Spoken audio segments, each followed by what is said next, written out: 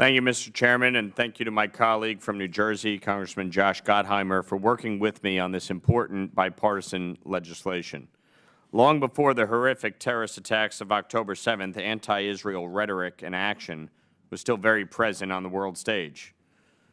One of the insidious ways we have seen this take root is in the boycott, divestment, and sanction movement, otherwise known as the BDS movement. BDS is a Palestinian-led group that advocates for the boycott of Israeli products and companies, divestment from other companies that do business in Israel, and the imposition of sanctions on Israel. BDS groups maintain blacklists of companies that conduct business in Israel with the intent to pressure these companies to stop and to pressure the Israeli government to meet certain demands.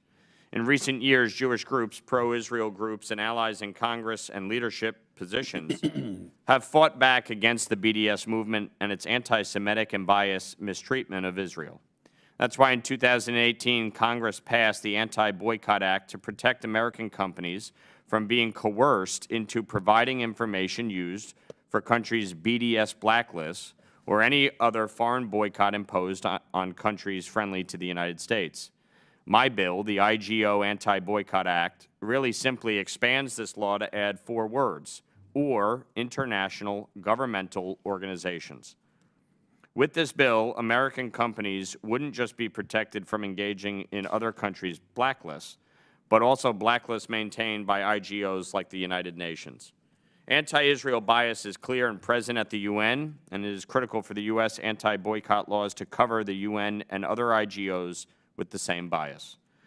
At a time when the Jewish state is fighting for the release of hostages from terrorist groups, a time when Israel's adversaries are raising their voices even louder, and a time when anti-Semitism is running rampant around the world, Congress must stand up for Israel and for U.S. organizations that share our support for the Jewish state's right to exist. So I urge all of my colleagues to join me in support of H.R. 3016, the IGO Anti-Boycott Act, and I yield back.